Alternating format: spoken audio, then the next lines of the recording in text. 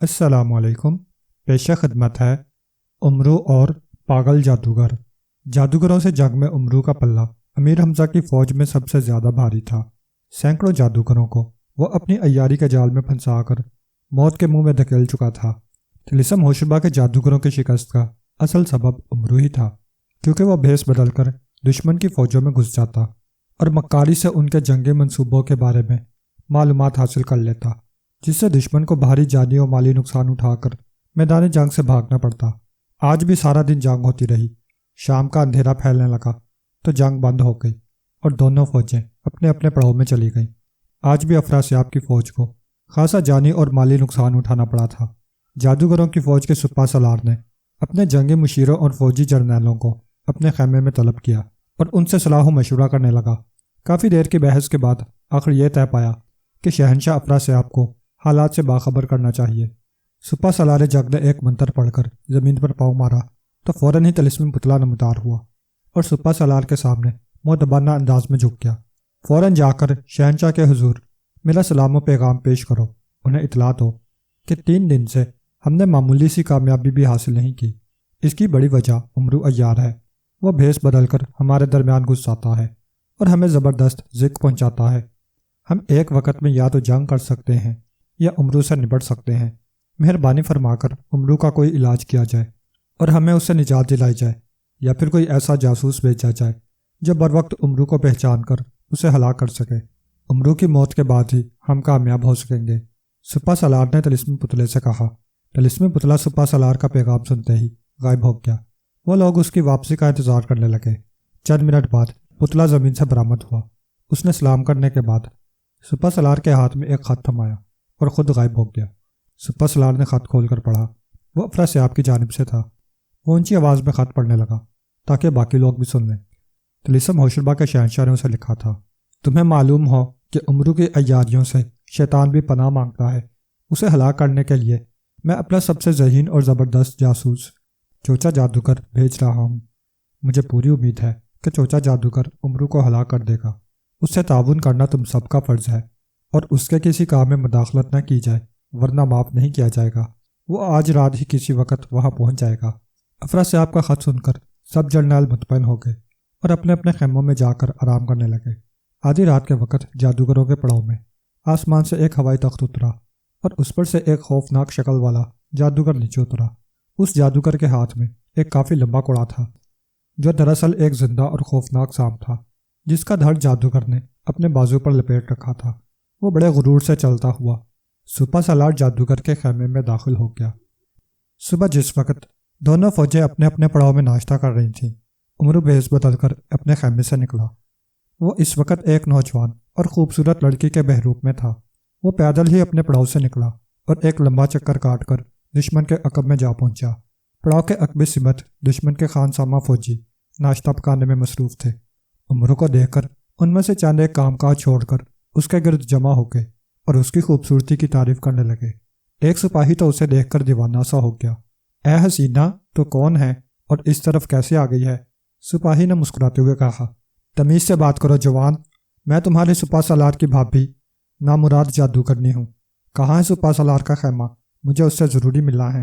امرو نے زنانہ شیریں آواز میں کہا۔ یہ سن کر سپاہی اس سے مرعوب ہو گئے اور ان کا انداز مؤدبانہ ہو گیا کہ وہ سپہ سالار کی بھابھی ہے۔ آئیے میں آپ کو ان کے خیمہ تک پہنچا دوں، ایک سپاہی نے مؤدبانہ انداز میں کہا۔ امرو اس کے پیچھے چل پڑا۔ تھوڑی دیر بعد وہ سپہ سالار کے خیمے کے پاس پہنچ گئے۔ یہ ہے ان کا خیمہ اور وہ اندر چوچا جادوگر کے ساتھ ناشتہ کر رہے ہیں، سپاہی نے مؤدبانہ لہجے میں کہا۔ چوچا جادوگر؟ امرو چونکا۔ وہ کون ہے اور اسے سپہ سالار کے ساتھ ناشتہ کرنے کی جرت کیسے ہوئی؟ امرو نے غصے سے کہا۔ آپ غلط سمجھ رہی ہیں، وہ کوئی سپاہی یا جرنیل نہیں، نہ ہماری فوج میں سے ہے، سپاہی نے جلدی سے کہا۔ تو پھر وہ کون ہے؟ امرو نے پوچھا۔ وہ افراسیاب کا بھیجا ہوا بہت بڑا جاسوس ہے، سپاہی نے رازدارانہ لہجے میں کہا۔ جاسوس؟ کیا مطلب؟ امرو نے حیران ہو کر پوچھا۔ سپہ سالار کی درخواست پر افراسیاب نے چوچا جادوگر کو امرو کی سرکوبی کے لیے بھیجا ہے۔ اس کی آمد کو راز میں رکھا جا رہا تھا تاکہ امرو کو پتہ نہ چل سکے، سپاہی نے جواب دیا۔ اچھا، میں سمجھ گئی، امرو نے طویل سانس لے کر کہا۔ اب تم جا سکتے ہو۔ سپاہی مڑ کر چلا گیا۔ امرو آگے بڑھا اور خیمے کے دروازے پر کھڑے سپاہی سے مخاطب ہوا۔ سپہ سالار کو اطلاع دو کہ اس کی خالہ زاد ملنے آئی ہے، عمرو نے تحکمانہ لہجے میں کہا، اور خالہ زاد کا سنتے ہی سپاہی خیمے کا پردہ اٹھا کر اندر چلا گیا۔ چند لمحوں بعد واپس آیا اور عمرو سے بولا، آپ اندر جا سکتی ہیں۔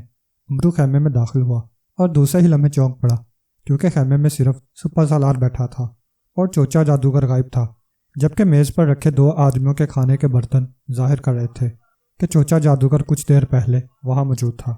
عمرو ادھر ادھر دیکھتا ہوا آگے بڑھا۔ سپہ سالار اسے گہری نظروں سے دیکھ رہا تھا۔ عمرو نے زنانہ آواز میں سلام کیا، اے لڑکی، تو کون ہے اور میری خالہ زاد کیسے بن گئی؟ اس نے سلام کا جواب دینے کی بجائے سوال کر دیا۔ یقین کرو سپہ سالار، بہت دھکے کھاتی ہوئی یہاں تک پہنچی ہوں۔ اگر خود کو تمہاری خالہ زاد ظاہر نہ کرتی تو سپاہی مجھے یہاں تک پہنچنے نہ دیتے۔ عمرو نے مسکرا کر کہا، میں نے پچھلے سال تمہیں اپنی گلی سے گزرتے دیکھا تھا اور تم مجھے پسند آ گئے تھے۔ اس وقت سے تمہیں تلاش کرتی ہوئی یہاں پہنچی ہوں۔ میرا نام نامراد جادوگرنی ہے، لیکن تم سے شادی کرنے کے بعد بامراد ہو جاؤں گی۔ تمہاری تلاش میں افراسیاب کے دربار سے یہاں تک پیدل آئی ہوں۔ دیکھتی ہوں اب تم مجھے میری محبت کا کیا صلہ دیتے ہو۔ عمرو نے محبت بھرے لہجے میں کہا، تمہیں کس نے بتایا تھا کہ میں شہر کی بجائے یہاں محاذ جنگ پر ہوں؟ سپہ سالار نے مسکرا کر پوچھا۔ شہنشاہ افراسیاب نے مجھے بتایا تھا اور یہ بھی کہا تھا کہ انہوں نے چوچا جادوگر کو تمہارے پاس بھیجا ہے۔ شہنشاہ نے یہ بھی اجازت دی ہے کہ اگر تم شادی پر تیار ہو جاؤ تو فوراً میرے ساتھ شہنشاہ کی خدمت میں حاضری دو۔ عمرو نے کہا۔ اس کا لہجہ محبت بھرا تھا۔ اس کی بات سن کر سپہ سالار سوچ میں پڑ گیا، جبکہ خیمے کے عقبی دروازے کے پیچھے چھپا ہوا جاسوس چوچا جادوگر ایک سوراخ سے اندر جھانک رہا تھا۔ تم اتنی خوبصورت ہو کہ شادی سے میں انکار نہیں کر سکتا۔ پھر شہنشاہ نے بھی اجازت دے دی ہے۔ چلو پہلے چل کر شہنشاہ کے حضور حاضری دیتے ہیں، پھر شادی کر کے میں واپس آ جاؤں گا۔ تم وہی میرے گھر میں رہنا اور میں یہاں واپس آ کر فوج کی کمان سنبھال لوں گا۔ سپہ سالار نے چند لمحے سوچنے کے بعد کہا، اور پھر سپہ سالار عمرو کے ساتھ خیمے سے باہر آیا اور منتر پڑھ کر ہوائی تخت طلب کرنا چاہتا تھا کہ عمرو بول پڑا، نہیں، ہم گھوڑے پر چلیں گے۔ راستے میں میری ماں کی نشانی ایک انگوٹھی گر گئی تھی، وہ بھی تلاش کرنی ہے۔ عمرو نے بڑی لگاوٹ سے کہا تو سپہ سالار کے اشارے پر سپاہی دوڑ کر ایک گھوڑا لے آیا۔ سپہ سالار اور عمرو دونوں اس پر سوار ہوئے اور پڑاؤ سے نکل کر طلسم ہوشربا کی جانب روانہ ہو گئے۔ ان کے جانے کے بعد جاسوس چوچا جادوگر، جو ان کی بات چیت سن چکا تھا، عقبی دروازے سے خیمے میں آیا اور سوچنے لگا کہ شہنشاہ افراسیاب جنگ کے دوران کسی بھی سپاہی یا سپہ سالار کو شادی کی اجازت نہیں دے سکتا، اور یہی بات چوچا جادوگر کو اس نامراد جادوگرنی کی طرف سے شک و شبہ میں مبتلا کر رہی تھی۔ دفعتاً اس کے ذہن میں ایک خیال آیا کہ کیوں نہ ان دونوں کا تعاقب کیا جائے، شاید تعاقب کے دوران کوئی ایسی بات معلوم ہو جائے جس سے نامراد جادوگرنی کا بھید کھل کر سامنے آ جائے۔ چنانچہ وہ فوراً ہی خیمے سے باہر نکل آیا۔ باہر کھڑے سپاہی نے اسے دیکھتے ہی سلام کیا۔ سپہ سالار کس طرف گیا ہے؟ چوچا جادوگر نے اس سپاہی سے پوچھا۔ وہ گھوڑے پر سوار ہو کر اس طرف گئے ہیں، سپاہی نے ایک طرف اشارہ کرتے ہوئے کہا۔ یہ سنتے ہی چوچا جادوگر نے فوراً ایک گھوڑا طلب کیا اور اس پر سوار ہو کر سپاہی کی بتائی ہوئی سمت پر چل پڑا۔ عمرو سپہ سالار کے پیچھے بیٹھا اسے میٹھی میٹھی باتیں کر رہا تھا۔ دفعتاً اس کے کانوں میں کسی اور گھوڑے کے ٹاپوں کی ہلکی ہلکی آوازیں سنائی تھیں تو وہ چونک کر پیچھے دیکھنے لگا۔ کافی دور ایک گھڑ سوار آ رہا تھا۔ اس گھڑ سوار کو دیکھ کر عمرو پریشان ہو گیا۔ سرتاج، کیا بات ہے؟ تمہارا گھوڑا سست پڑ گیا ہے، عمرو نے سپہ سالار سے کہا۔ سپہ سالار نے گھوڑے کو چابک رسید کر دیا اور گھوڑا زیادہ تیزی سے بھاگنے لگا۔ چند لمحوں بعد وہ ایک جنگل میں داخل ہو گئے۔ عمرو کو اپنا مطلب حاصل کرنے کے لیے یہ جنگل مناسب معلوم ہوا۔ اس نے سپہ سالار سے کہا، ذرا ٹھہر جاؤ، میں بیٹھی بیٹھی تھک گئی ہوں، چند منٹ یہاں آرام کرنا چاہتی ہوں۔ عمرو نے میٹھے لہجے میں کہا تو سپہ سالار نے گھوڑا روک لیا۔ وہ دونوں گھوڑے سے اترے اور درختوں کے سائے میں بیٹھ کر سرسانے لگے۔ عمرو نے زنبیل سے مٹھائی کا لفافہ نکالا تو سپہ سالار کی آنکھیں چمک اٹھیں۔ سرتاج، مٹھائی کھا لیں، آپ کو بھوک لگ رہی ہوگی، آپ نے پوری طرح ناشتہ بھی نہیں کیا۔ عمرو نے مٹھائی کا لفافہ سپہ سالار کی طرف بڑھاتے ہوئے کہا۔ سپہ سالار خوش تھا کہ وہ اتنی خوبصورت اور نوجوان لڑکی سے شادی کرنے والا ہے۔ اس نے خوشی خوشی مٹھائی کا لفافہ پکڑا اور مٹھائی کھانے لگا اور کھاتے ہی بے ہوش ہو گیا۔ عمرو نے بڑے اطمینان سے خنجر سلیمانی نکالا اور سپہ سالار کا سر قلم کر دیا، پھر زنانہ کپڑے اتارے اور چہرے سے روغن عیاری صاف کر کے اپنی اصل شکل میں آ گیا۔ اس نے روانگی کا ارادہ کیا ہی تھا کہ اسی لمحے اسے پھر گھوڑے کی ٹاپوں کی آوازیں سنائی تھی اور دوسرے ہی لمحے گھڑ سوار چوچا جادوگر درختوں کی اوٹ سے نمودار ہو گیا۔ چوچا جادوگر کو دیکھتے ہی امرو لپا کر اپنے گھوڑے پر بیٹھا اور اسے سرپٹ بھگا دیا۔ چوچا جادوگر جنگل میں داخل ہو کر چند قدم ہی آگے بڑھا تھا کہ اس نے ایک عجیب سا منظر دیکھا۔ اس کے سامنے کچھ فاصلے پر سپا سالار خون میں لت پت مردہ حالت میں پڑا تھا، جبکہ امرو عیار گھوڑے پر سوار ہو رہا تھا۔ امرو کو بھاگتے دیکھ کر وہ فوراً اپنے گھوڑے کو امرو کے پیچھے دوڑانے لگا، لیکن اتنی دیر میں امرو کا گھوڑا کافی دور نکل گیا تھا۔ امرو اپنے گھوڑے کو مسلسل چابک رسید کرتا ہوا اسے تیز سے تیز دوڑنے پر مجبور کر رہا تھا۔ چوچا جادوگر کافی پیچھے رہ گیا تھا کیونکہ اس کا گھوڑا کسی عام سپاہی کا گھوڑا تھا، جبکہ امرو کے پاس سپا سالار کا بہترین اور اعلیٰ نسل کا گھوڑا تھا۔ نتیجے میں امرو اس سے بہت دور نکل گیا۔ اس کا رخ مشرقی نہر کی طرف تھا۔ چوچا جادوگر نے سوچا کہ امرو اب اس کے ہاتھ نہیں آ سکے گا اور اس تک پہنچنے اور اسے روکنے کے لیے کوئی اور حربہ اختیار کرنا چاہیے۔ چنانچہ اس نے گھوڑے کا رخ بدلا اور اس پر چابک رسید کرنے لگا۔ گھوڑا تیزی سے بھاگنے لگا۔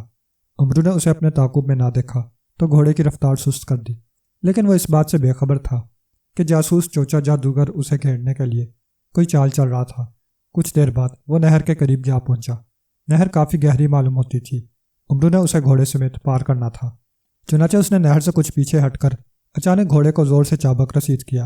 گھوڑا اچھل کر پوری قوت سے بھاگا اور پھر اس نے نہر کو سامنے پا کر ایک ہی جست میں اسے عبور کرنے کی کوشش کی۔ ٹھیک اسی لمحے نہر کی دوسری جانب سے درختوں کے ایک جھنڈ سے چوچا جادوگر نمودار ہوا اور اس نے ہاتھ میں پکڑا ہوا کئی گز لمبا کوڑا نما سانپ امرو کی جانب اچھال دیا، جو فوراً ہی امرو کی گردن سے لپٹ گیا۔ سانپ کی دم والا سرا چوچا جادوگر کے ہاتھ میں تھا۔ سانپ کے گردن سے لپٹتے ہی امرو بوکھلا گیا اور اس کے ہاتھوں سے گھوڑے کی لگامیں چھوٹ گئیں، مگر اس سے پہلے کہ امرو گھوڑے سے گرتا یا گھوڑا نہر کی دوسری جانب پہنچتا، امرو کی زنبیل سے اس کے پالتو نیولے نے تیزی سے سر باہر نکال کر سانپ کا بدن اپنے منہ میں دبوچ لیا اور دوسرے ہی لمحے اپنے تیز دانتوں سے اسے درمیان سے کاٹ دیا۔ وہ طلسمی سانپ درمیان سے کٹتے ہی بے جان ہو گیا اور امرو کا گھوڑا چوچا جادوگر کے گھوڑے کے قریب آ گرا۔ نہر عبور ہو گئی، مگر امرو گھوڑے سے گر پڑا، لیکن جانتا تھا کہ دشمن سر پر کھڑا ہے۔ چنانچہ وہ فوراً اٹھ کر گھنے درختوں میں گھس گیا اور ایک درخت کی آڑ میں رک کر چوچا جادوگر کی طرف دیکھنے لگا۔ چوچا جادوگر کے ہاتھ میں سانپ کا بکیا مردہ دھاڑ تھا۔ اس نے جلدی سے سانپ کا دھاڑ پھینکا اور گھوڑے سے اتر کر درختوں کے جھنڈ میں گھس گیا۔ وہ امرو کو تلاش کر رہا تھا، جبکہ امرو ایک درخت کے تنے کے پیچھے چھپا اسے دیکھ رہا تھا اور سوچ رہا تھا کہ اس سے کیسے پیچھا چھڑایا جائے۔ اس نے فوری طور پر اپنی فوجوں کو دشمن کے سپا سالار کے مرنے کی خبر دینی تھی، تاکہ ان کے حوصلے بڑھ جاتے اور وہ دشمن پر زوردار حملے کر کے انہیں تہس نہس کر دیتے۔ اسے یقین تھا کہ جب دشمن فوج اپنے سپا سالار کے مرنے کی خبر سنے گی تو اس کے حوصلے پست ہو جائیں گے اور وہ میدان چھوڑ کر بھاگ نکلے گی۔ دفعتاً امرو کے ذہن میں اس جاسوس چوچا جادوگر سے نجات حاصل کرنے کی ایک ترکیب آ گئی۔ اس نے چوچا جادوگر کی طرف دیکھا جو امرو کو جنگل میں تلاش کرتا پھر رہا تھا۔ امرو نے فوراً زنبیل سے روغن عیاری نکالا اور اپنی شکل تبدیل کرنے لگا۔ چند لمحوں بعد اس کا حلیہ بدل چکا تھا اور اب وہ کوئی خون خوار جادوگر معلوم ہو رہا تھا۔ کچھ دور جانے کے بعد چوچا جادوگر کو اچانک کوئی خیال آیا۔ اس نے فوراً ایک منتر پڑھ کر زمین پر زور سے پاؤں مارا تو زمین سے ایک چوہا باہر نکل آیا جو طلسمی چوہا تھا۔ کیا حکم ہے میرے آقا؟ طلسمی چوہے نے مؤدبانہ لہجے میں کہا۔ امرو کہاں ہے؟ آگے یا پیچھے؟ دائیں یا بائیں؟ چوچا جادوگر نے تحکمانہ لہجے میں پوچھا۔ نہ دائیں نہ بائیں، بلکہ آپ کے پیچھے نہر کے قریب درختوں کے جھنڈ میں چھپا ہوا ہے، طلسمی چوہے نے جواب دیا اور خود زمین میں گھس گیا۔ چوچا جادوگر فوراً واپس پلٹا اور ناک کی سیدھ میں نہر کی طرف بڑھنے لگا۔ وہ ابھی کچھ دور ہی گیا تھا کہ اس نے سامنے سے ایک خونخوار چہرے والے جادوگر کو آتے دیکھا۔ چوچا جادوگر حیران ہوا کہ یہ جادوگر یہاں کیا کر رہا ہے، کہیں یہ بھی تو امرو کی تلاش میں نہیں گھوم رہا۔ اس نے قریب پہنچ کر غور سے اس جادوگر کا جائزہ لیا۔ چوچا جادوگر، اتنے غور سے کیا دیکھ رہے ہو؟ میرا نام دھانسو جادوگر ہے اور مجھے افراسیاب نے تمہارے پیچھے بھیجا ہے۔ امرو نے مسکراتے ہوئے کہا تو اس کی بات سن کر چوچا جادوگر نے لپک کر امرو کا گریبان پکڑ لیا اور ایک منتر پڑھ کر اس پر پھونک ماری تو امرو فوراً اپنی شکل میں آ گیا۔ امرو کے بچے، میں تمہیں پہچان گیا ہوں۔ تم دوسرے جادوگروں کو تو الو بنا سکتے ہو، مگر مجھے دھوکہ دینا آسان نہیں۔ میں افراسیاب کا خاص جاسوس ہوں اور جاسوس کی نگاہیں بہت تیز ہوتی ہیں۔ اب تم بچ کر نہیں جا سکتے۔ میں ابھی تمہارا کیما کر کے کتوں کو کھلاتا ہوں۔ بدبخت بڈھے، چوچا جادوگر نے غصے سے دھاڑتے ہوئے کہا۔ امرو بری طرح گھبرا گیا، وہ اپنے جال میں آپ ہی پھنس گیا تھا۔ چوچا جادوگر نے مضبوطی سے اس کا گریبان پکڑا ہوا تھا اور دل ہی دل میں کوئی اور منتر پڑھ رہا تھا۔ منتر پڑھ کر اس نے امرو پر پھر پھونک ماری تو امرو فوراً ہی لوہے کی مضبوط نادیدہ زنجیروں میں جکڑا گیا۔ اس کے ہاتھ پاؤں اور گلے میں نظر نہ آنے والی زنجیریں تھیں اور اب وہ ذرا بھی حرکت نہ کر سکتا تھا۔ چوچا جادوگر نے اس کا گریبان چھوڑ دیا اور ہنستا ہوا پیچھے ہٹ گیا۔ پھر اس نے ایک اور منتر پڑھا اور پھونک مارتے ہی وہاں ایک تخت نمودار ہو گیا۔ چوچا جادوگر نے امرو کو اٹھا کر تخت پر بٹھایا اور خود بھی تخت پر بیٹھ کر تخت کا طلسم ہوشربا کے دارالحکومت کی طرف چلنے کا حکم دیا۔ تخت فضا میں بلند ہو کر اڑنے لگا۔ امرو بے بس بیٹھا کوئی ترکیب سوچ رہا تھا۔ دفعتاً اسے مٹھائی کا خیال آیا۔ بھائی چوچا، کیا تم اب مجھے قتل کر دو گے؟ امرو نے مسکین لہجے میں پوچھا۔ اور کیا تمہیں زندہ چھوڑوں گا؟ سینکڑوں جادوگروں کا خون تمہاری گردن پر ہے۔ چوچا جادوگر نے غصے سے دانت پیس کر کہا۔ اچھا، تو مجھے قتل کرنے سے پہلے میری ایک خواہش پوری کر دو، کیونکہ ہر مرنے والے کی خواہش پوری کی جاتی ہے۔ میری زنبیل میں کچھ مٹھائی ہے، وہ نکالو، مجھے کھلاؤ اور خود بھی کھاؤ۔ امرو نے مسکین سے صورت بنا کر کہا۔ مٹھائی کا نام سن کر چوچا جادوگر کے منہ میں پانی بھر آیا۔ اس نے امرو کی زنبیل میں ہاتھ ڈالا، لیکن اسے زنبیل بالکل خالی معلوم ہوئی۔ امرو، تم نے جھوٹ بولا، مٹھائی تو اس میں نہیں ہے۔ چوچا جادوگر اسی لہجے میں بولا۔ تم ذرا میرا ایک ہاتھ آزاد کر دو، میں خود نکالتا ہوں، پھر تمہیں پتہ چل جائے گا کہ میں سچا ہوں یا جھوٹا۔ امرو نے کہا۔ کچھ سوچ کر چوچا جادوگر نے ایک منتر پڑھا اور امرو کے ہاتھ پر پھونک دیا۔ دوسرے ہی لمحے امرو کا وہ ہاتھ نادیدہ زنجیروں سے آزاد ہو گیا۔ امرو نے زنبیل میں ہاتھ ڈالا اور مٹھائی کا ڈبہ نکال کر چوچا جادوگر کی طرف بڑھا دیا۔ اب جب کہ میں ہلاک کیا جانے والا ہوں، اگر اکیلا مٹھائی کھاؤں گا تو یہ بد اخلاقی ہوگی، چنانچہ تم بھی منہ میٹھا کر لو۔ امرو نے معصومیت سے کہا۔ چوچا جادوگر ہچکچایا۔ اس کا دماغ کہہ رہا تھا کہ انکار کر دے، مگر دل کہہ رہا تھا کہ کھا لینے میں کوئی حرج نہیں۔ کسی مرنے والے کا دل رکھنے کے لیے تھوڑی سی مٹھائی کھا لینی چاہیے۔ امرو نے اس کی طرف دیکھا اور اسے ذہنی کشمکش میں مبتلا پا کر مٹھائی کا ڈبہ اس کے سامنے رکھ دیا۔ پھر زنبیل سے دوسرا مٹھائی کا ڈبہ نکالا اور اس میں سے مٹھائی نکال کر کھانے لگا۔ امرو کو مٹھائی کھاتے دیکھ کر چوچا جادوگر ضبط نہ کر سکا۔ اس نے فوراً اپنے آگے رکھے ڈبے میں سے مٹھائی نکال کر کھانا شروع کر دی، لیکن ابھی اس نے دوسرا ہی ٹکڑا کھایا تھا کہ چکرا کر تخت پر گر پڑا۔ وہ بے ہوش ہو چکا تھا۔ امرو نے فوراً خنجر سلیمانی نکال کر اس کا سر قلم کر دیا۔ چوچا جادوگر کے مرتے ہی اس کا سارا جادو زائل ہو گیا۔ امرو نادیدہ زنجیروں سے آزاد ہو گیا اور طلسمی تخت غائب ہو گیا۔ تخت غائب ہوتے ہی چوچا جادوگر کی لاش بلندی سے زمین پر گرنے لگی اور امرو بھی ساتھ ہی لڑک گیا۔ نیچے گرتے ہی امرو نے بجلی کی سی تیزی سے زنبیل سے سلیمانی چھتری نکال لی اور اسے کھول لیا۔ چھتری کھلتے ہی امرو کے جسم کو ایک زوردار جھٹکا لگا اور اس کا نیچے گرتا ہوا جسم ہوا میں تیرنے لگا اور پھر وہ آہستہ آہستہ نیچے آنے لگا۔ چند لمحوں بعد وہ زمین پر کھڑا تھا۔ چوچا جادوگر کی لاش درختوں کے جھنڈ میں جا گری تھی۔ جاسوس جادوگر ہلاک ہو چکا تھا، چنانچہ وہ واپس میدان جنگ کی طرف چل پڑا۔ وہاں پہنچا تو ابھی تک دونوں فوجیں ایک دوسرے کے مقابلے میں نہیں آئی تھیں۔ امرو نے جاتے ہی اپنے سپاہیوں کو خوشخبری سنائی اور جیسے ہی یہ خبر دشمن کی فوجوں میں پھیلی کہ ان کا سپہ سالار امرو کے ہاتھوں مارا گیا ہے، ان کے پڑاؤ میں افراتفری مچ گئی۔ امیر حمزہ کی فوجوں نے ان پر زبردست حملہ کیا اور جادوگروں کی فوج وہاں سے سر پر پاؤں رکھ کر ایسی بھاگی کہ اپنے دارالحکومت جا کر ہی دم لیا۔ امرو اور راجہ دیو۔ امرو ملک یمن کی شہزادی ماہنور کے خاص کمرے کے باہر کرسی پر بیٹھا ہوا تھا۔ وہ ملک یمن کے بادشاہ کی فرمائش پر اس کا مہمان بن کر آیا تھا کہ ملک یمن کی شہزادی ماہنور نے اسے اپنے کمرہ خاص میں طلب کر لیا اور اس وقت وہ شہزادی ماہنور سے ملنے کے لیے اس کے کمرے کے باہر بیٹھا انتظار کر رہا تھا۔ اسے بتایا گیا تھا کہ شہزادی اپنی سہیلیوں کے ساتھ باتوں میں مصروف ہے۔ جب وہ باتوں سے فارغ ہوگی تب امرو کو اندر جانے کی اجازت ملے گی۔ اور پھر تھوڑی دیر کے بعد ایک کنیز امرو کو کمرے کے اندر لے گئی تو امرو نے دیکھا کہ ایک تخت نما چوڑی سی کرسی پر شہزادی ماہنور بیٹھی ہوئی تھی، جبکہ اس کی دو سہیلیاں شہزادی کے دائیں بائیں کرسیوں پر بیٹھی تھیں۔ یہ دونوں زیورات سے لدی ہوئی تھیں، جبکہ شہزادی نے صرف سر پر انتہائی قیمتی موتیوں کا ہار باندھ رکھا تھا اور اس کے کانوں میں بھی قیمتی موتیوں کے بندے موجود تھے۔ شہزادی کے چہرے پر اداسی اور غم کے آثار نمایاں تھے۔ خواجہ امرو نے بڑے مؤدبانہ انداز میں سلام کیا۔ بیٹھ جاؤ خواجہ امرو، ہمیں افسوس ہے کہ تمہیں باہر بیٹھ کر انتظار کرنا پڑا۔ دراصل ہم اپنی سہیلیوں سے مشورہ کر رہی تھیں کہ خواجہ امرو کو اس معاملے میں ڈالا جائے یا نہیں۔ آخر کار یہ فیصلہ ہوا کہ تم سے مشورہ کر لیا جائے۔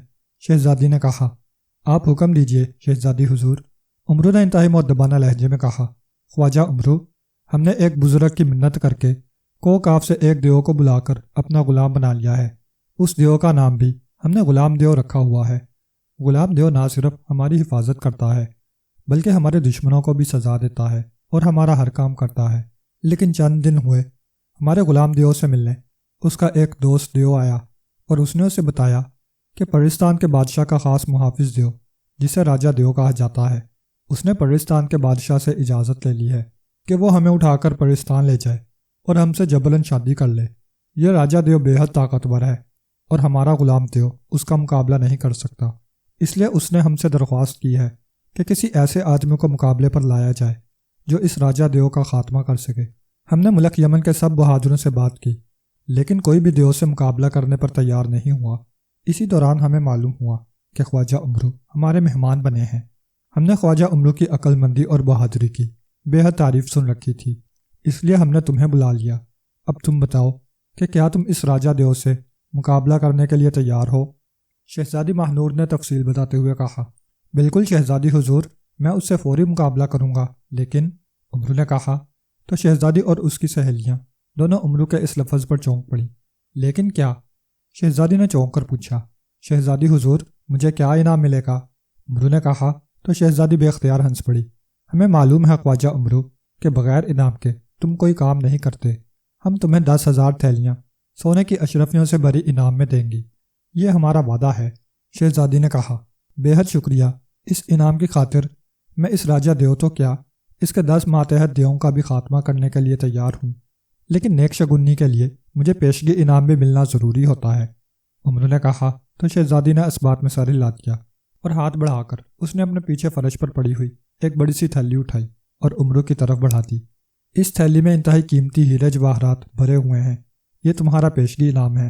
شہزادی نے کہا تو امرو نے جلدی سے آگے بڑھ کر شہزادی کو سلام کیا اور پھر تھیلی لے کر اس نے جلدی سے اسے اپنی زنبیل میں ڈال دیا۔ اس کا چہرہ خوشی سے روشن ہو گیا تھا۔ اب میں تیار ہوں شہزادی حضور۔ کہاں ہے وہ راجہ دیو؟ امرو نے کہا، لیکن تم اس سے کس طرح مقابلہ کرو گے؟ وہ تو انتہائی طاقتور دیو ہے، پرستان کے دیو اس سے مقابلہ نہیں کر سکتے۔ شہزادی نے کہا، شہزادی حضور، اصل طاقت عقل میں ہوتی ہے، جسمانی طاقت عقل کی طاقت کے مقابلے میں کوئی حیثیت نہیں رکھتی، اس لیے آپ فکر نہ کریں، میں اس راجہ دیو کو اپنی عقل اور عیاری سے شکست دوں گا۔ امرو نے کہا تو شہزادی کا چہرہ خوشی سے کھل اٹھا، بہت خوب، ہمارا بھی یہی خیال تھا کہ تم جادوگروں جنوں دیہوں کو اپنی عقل سے شکست دیتے ہو۔ بہرحال اب تم نے وعدہ کیا ہے، اس لیے اب تم نے اس راجہ دیو کا خاتمہ کرنا ہے۔ شہزادی نے کہا، میں تیار ہوں اس مقابلے کے لیے۔ امرو نے کہا، راجہ دیو کل ہمارے محل سے کچھ دور ایک پہاڑی علاقے میں آئے گا، وہاں ہمارے غلام دیو اور راجہ دیو میں مقابلہ ہوگا، تم نے غلام دیو کی مدد کرنی ہے۔ شہزادی نے کہا، ٹھیک ہے شہزادی حضور، میں تیار ہوں۔ امرو نے کہا اور پھر سلام کر کے اس کمرے سے نکل کر مہمان خانے میں اپنے کمرے میں آ پہنچا۔ یہاں پہنچتے ہی اس نے زنبیل میں سے بولنے والی گڑیا نکال لی اور اس کے سر پر انگوٹھا رکھ کر دبایا تو بولنے والی گڑیا کی آنکھیں زندہ انسانوں جیسی ہو گئیں۔ بولنے والی گڑیا، مجھے بتاؤ کہ راجہ دیو کو کس طرح شکست دی جا سکتی ہے؟ امرو نے بولنے والی گڑیا سے مخاطب ہو کر کہا، خواجہ امرو کو بتایا جاتا ہے کہ راجہ دیو پرستان کا سب سے طاقتور، وحشی، بدصورت اور خوفناک دیو ہے۔ پرستان کے سارے دیو اس سے خوفزدہ رہتے ہیں۔ اس کا مقابلہ بیک وقت طاقت اور عقل دونوں سے ہو سکتا ہے، لیکن یہ سارا کام تم نے خود کرنا ہے۔ تمہیں صرف اتنا بتایا جا سکتا ہے کہ راجہ دیو کے دونوں سینوں کے درمیان اس کے گنجے سر پر ایک دھبا ہے، اس دھبے کے درمیان سفید رنگ کا نشان ہے۔ اگر اس نشان کے عین اندر خنجر مار دیا جائے تو راجہ دیو کی طاقت ختم ہو جائے گی اور اسے ہلاک کیا جا سکتا ہے۔ اب یہ کام کس طرح ہو سکتا ہے، یہ تم نے خود سوچنا ہے، بولنے والی گڑیا نے کہا، اور اس کے ساتھ ہی اس کی آنکھیں بے نور ہو گئیں۔ تو خواجہ امرو نے ایک طویل سانس لیتے ہوئے گڑیا کو واپس زنبیل میں ڈال دیا۔ اس کے چہرے پر پریشانی کے آثار نمایاں ہو گئے تھے، کیونکہ جب اس نے شہزادی سے راجہ دیو کے خاتمے کا وعدہ کیا تھا، اس وقت اس کے ذہن میں یہی تھا کہ وہ ایک عام سا دیو ہوگا جس کے سینے میں وہ خنجر سلیمانی مار کر اس کا خاتمہ کر دے گا، اس طرح وہ شہزادی سے انعام حاصل کر لے گا۔ لیکن اب بولنے والی گڑیا نے جو بات بتائی تھی وہ انتہائی خطرناک تھی۔ اس دیو کے سر پر موجود دھبے اور اس کے اندر موجود سفید نشان میں خنجر مارنا انتہائی ناممکن کام تھا، کیونکہ دیو کا قد اس سے بے حد اونچا ہونا ہے، اور پھر دیو تو ایک لمحے میں اسے پکڑ کر اس کی ہڈیاں توڑ ڈالے گا۔ لیکن اب وہ کیا کر سکتا تھا؟ اب تو اس نے بہرحال یہ مقابلہ کرنا تھا، کیونکہ وہ پیشگی انعام وصول کر چکا تھا۔ اب اگر وہ اس مقابلے سے بھاگتا تو اس کی زنبیل میں موجود تمام دولت بھی غائب ہو جاتی اور اس کی تمام کراماتی چیزیں بھی بیکار ہو جاتی۔ چنانچہ کوئی ایسی ترکیب سوچنے لگا جس سے وہ یہ مقابلہ جیت جائے، لیکن سوچنے کے باوجود جب کوئی ترکیب اسے سمجھ نہ آئی تو وہ سوچ گیا کہ کل جو ہوگا دیکھا جائے گا۔ دوسرے روز صبح طلوع ہوتے ہی ایک کنیز اسے بلانے آ گئی، اور پھر وہ کنیز کے ساتھ جب شہزادی کے کمرے میں پہنچا تو وہاں اس نے ایک بہت لمبے تڑنگے چوٹی والے دیو کو کھڑے دیکھا۔ اس دیو کے جسم پر کوئی لباس نہ تھا، اس نے صرف زیر جامہ پہنا ہوا تھا۔ اس کا سر گنجا تھا، صرف سر کے درمیان بالوں کی ایک لمبی سی چوٹی تھی۔ یہ ہمارا غلام دیو ہے، شہزادی نے خواجہ امرو کا دیو سے تعارف کراتے ہوئے کہا۔ ادھر امرو نے جیسے ہی اس دیو کو دیکھا تو اس کے ذہن میں راجہ دیو کو ختم کرنے کی ایک ترکیب آ گئی۔ غلام دیو، تم نے ایک کام کرنا ہے، پھر میں اس راجہ دیو کا خاتمہ کر دوں گا۔ امرو نے غلام دیو سے کہا۔ کون سا کام؟ غلام دیو نے کڑکدار لہجے میں پوچھا۔ تم مجھے اپنے کاندھے پر بٹھا لینا اور راجہ دیو کے قریب پہنچ جانا، پھر میں اچھل کر راجہ دیو کے کاندھے پر چڑھ جاؤں گا، جبکہ تم نے اس کے دونوں ہاتھ پکڑ لینے ہیں، اور بس باقی میرا کام ہے۔ امرو نے کہا، ٹھیک ہے، میں تیار ہوں۔ غلام دیو نے کہا، لیکن تم کیا کرو گے خواجہ امرو؟ شہزادی نے پریشان ہوتے ہوئے کہا۔ آپ بھی تماشا دیکھیے شہزادی حضور، امرو نے کہا، اور شہزادی نے سر ہلا دیا۔ پھر وہ سب محل سے نکل کر اس پہاڑی علاقے میں پہنچ گئے جہاں اس راجہ دیو نے مقابلے کے لیے آنا تھا۔ شہزادی اور اس کی سہیلیاں ایک طرف چٹان پر بیٹھ گئیں۔ اسی لمحے آسمان سے سائیں سائیں کی آواز سنائی دی، اور پھر امرو نے دیکھا کہ ایک بڑا انتہائی طاقتور اور انتہائی بدصورت اور وحشی دیو ان کے سامنے آ کر کھڑا ہو گیا۔ وہ واقعی دیکھنے میں انتہائی خوفناک لگ رہا تھا۔ امرو نے اس قدر ہیبتناک دیو زندگی میں پہلے کبھی نہ دیکھا تھا، اس لیے اس کے چہرے پر خوف کے تاثرات ابھر آئے۔ اس کا دل چاہ رہا تھا کہ وہ بھاگ جائے، لیکن ظاہر ہے اب وہ ایسا نہ کر سکتا تھا۔ آؤ آؤ، کرو مقابلہ مجھ سے، راجہ دیو سے، ہا ہا ہا۔ راجہ دیو نے قہقہ لگاتے ہوئے کہا، مجھے اٹھا کر کاندھے پر بٹھا لو اور جیسا میں نے کہا ہے ویسے ہی کرو۔ امرو نے غلام دیو سے کہا تو غلام دیو نے ایک ہاتھ سے امرو کو پکڑا اور اٹھا کر اپنے کاندھے پر بٹھا لیا، اور ایک ہاتھ سے اس نے اسے تھامے رکھا۔ امرو نے جلدی سے زنبیل میں سے خنجر نکال کر ہاتھ میں پکڑ لیا، اور غلام دیو امرو کو کاندھے پر بٹھائے راجہ دیو کی طرف بڑھنے لگا۔ راجہ دیو کہکے مار رہا تھا۔ جیسے جیسے اس کے کہکے بلند ہو رہے تھے، امرو کے چہرے پر خوف کے تاثرات ابھرتے چلے آ رہے تھے۔ اسے یوں لگ رہا تھا جیسے ایک ہی لمحے میں راجہ دیو اسے پکڑ کر اس کی ہڈیاں توڑ ڈالے گا، لیکن ظاہر ہے اب سوائے مقابلہ کرنے کے اور کوئی چارہ ہی نہ رہا تھا۔ غلام دیو قدم بقدم آگے بڑھتا رہا، پھر دونوں دیو آمنے سامنے آ گئے تو اچانک امرو نے چھلانگ لگائی اور اچھل کر راجہ دیو کے کاندھے پر چڑھ گیا۔ راجہ دیو نے اسے پکڑنے کے لیے دونوں ہاتھوں کو حرکت دی تو غلام دیو نے اس کے دونوں ہاتھ پکڑ لیے، لیکن راجہ دیو نے ایک زوردار جھٹکا دیا اور غلام دیو چیختا ہوا دور جا گرا۔ راجہ دیو کے جسم میں واقعی بے پناہ طاقت تھی۔ اس کے ساتھ ہی راجہ دیو نے ہاتھ اٹھا کر اپنے کاندھے پر موجود امرو کی گردن پکڑ لی، لیکن اسی لمحے امرو نے خنجر راجہ دیو کی ایک آنکھ میں مار دیا۔ راجہ دیو نے چیختے ہوئے امرو کو چھوڑا اور اپنا ہاتھ آنکھ پر رکھا ہی تھا کہ امرو اس کے دونوں سینگوں کے درمیان دھبا اور اس کے اندر موجود سفید نشان دیکھ چکا تھا۔ اس نے پوری قوت سے خنجر اٹھا کر اس سفید نشان کے اندر مار دیا۔ جیسے ہی خنجر کی نوک اس سفید نشان پر لگی، خنجر اس طرح راجہ دیو کی کھوپڑی میں اترتا چلا گیا جیسے راجہ دیو کی کھوپڑی ریت کی بنی ہوئی ہو۔ اس کے ساتھ ہی راجہ دیو نے چیخ ماری اور وہ اچھل کر نیچے گرا اور تڑپنے لگا۔ امرو اس سے پہلے ہی خنجر کو واپس کھینچ کر نیچے چھلانگ لگا چکا تھا۔ راجہ دیو نے نیچے گر کر اٹھنے کی بے حد کوشش کی، لیکن اب اس کی طاقت ختم ہو چکی تھی۔ ادھر غلام دیو نے بھی اٹھ کر دوبارہ اس کے ہاتھ پکڑ لیے تھے، اس لیے امرو نے آگے بڑھ کر بجلی کی سی تیزی سے خنجر راجہ دیو کے دل میں اتار دیا، اور راجہ دیو وہیں تڑپ تڑپ کر آخرکار ہلاک ہو گیا۔ راجہ دیو کے ہلاک ہوتے ہی امرو بے اختیار خوشی سے ناچنے لگا۔ غلام دیو بھی خوشی سے اچھل پڑا، اور شہزادی اور اس کی سہیلیاں بھی خوش ہو کر امرو کے حق میں نعرے مارنے لگیں۔ امرو خوش تھا کہ اس نے اس قدر خوفناک اور ہیبتناک دیو کا خاتمہ کر دیا۔ پھر شہزادی نے نہ صرف امرو کی عقل مندی اور عیاری کی بے حد تعریف کی، بلکہ اسے 10,000 تھیلیاں بھی انعام میں دیں۔ غلام دیو نے بھی امرو کی بے حد تعریف کی اور اسے اپنی طرف سے بہت سے ہیرے جواہرات انعام میں دیے، اور امرو اس قدر انعام پر خوشی سے بے حال ہو گیا